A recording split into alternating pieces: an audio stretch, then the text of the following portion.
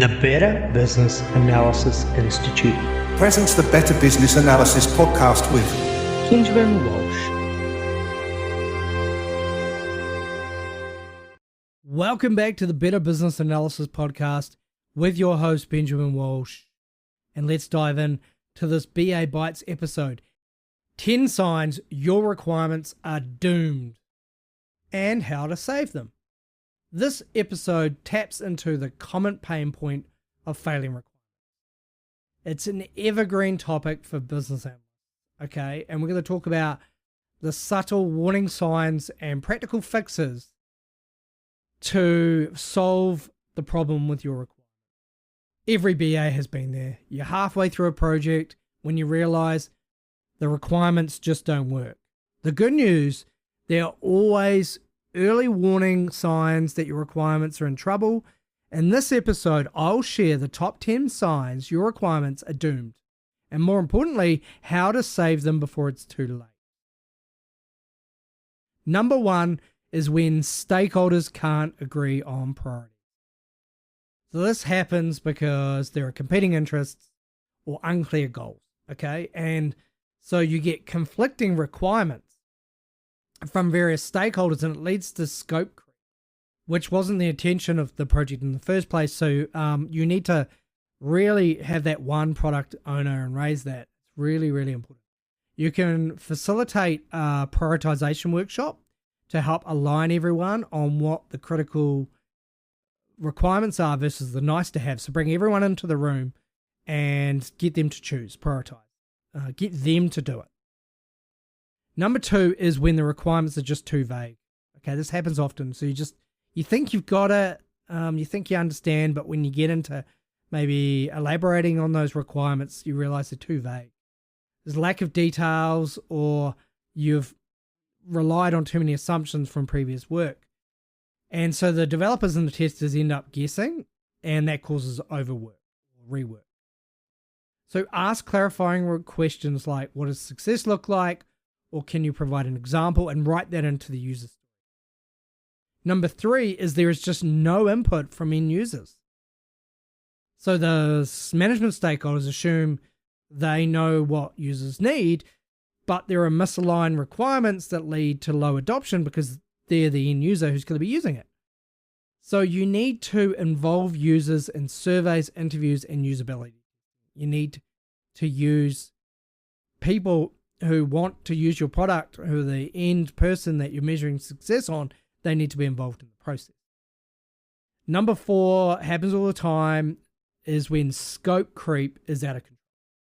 So new ideas are just added without proper evaluation. They're added last minute, or there's changes made because you're like releasing artifacts that get changes, but you haven't done the most important stuff. But stakeholders just care about the user-facing stuff, but the back end doesn't work. So you end up with delays and bloated budgets and unclear objectives. So you need to introduce a change control process at the right point to evaluate new requests against the original goals. And you need to make sure that some of the underlying user stories that the users don't care about, stakeholders don't care about, are put in the right position in the user story map and are delivered maybe first before you start doing kind of areas which will gain a lot of feedback. Number 5 is that when the requirements are all about features and not outcomes. So there is a focus on deliverables instead of solving the core problem. This happens often in an agile environment, which is feature focused or product focused. You just build something that doesn't achieve the business goal.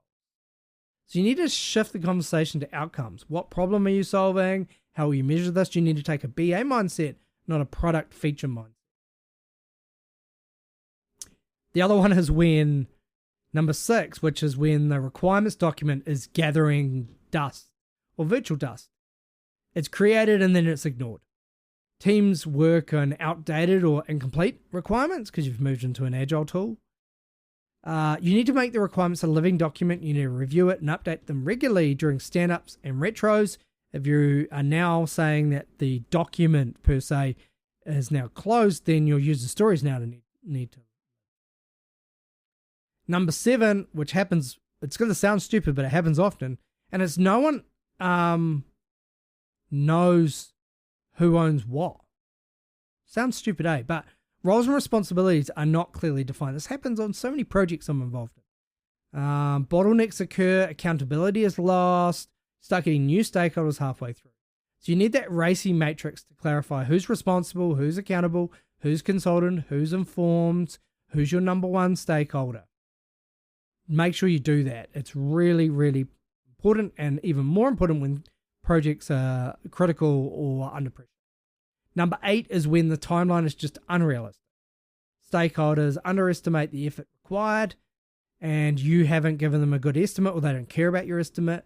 So rushing to get the work done leads to poor quality, missed timelines.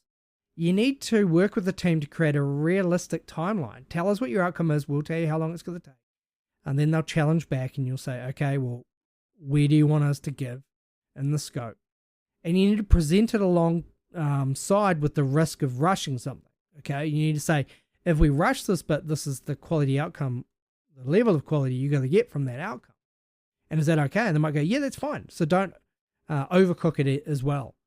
Number 9 is when requirements are written in tech speak. I say this all the time. And they're not, or they're too business focused. There's a middle ground, a bit of a kind of Goldilocks state that you want the requirements to be in. So you can either have misalignment with the business if it's too technical, or misalignment with the technical teams if it's too business. And miscommunication often causes delays or incorrect implementation. So your job is to bridge the gap, okay? And by using visual aids like process diagrams, user stories, that allow both users to see it from their side of the mirror, then that will help people understand and get on the same page.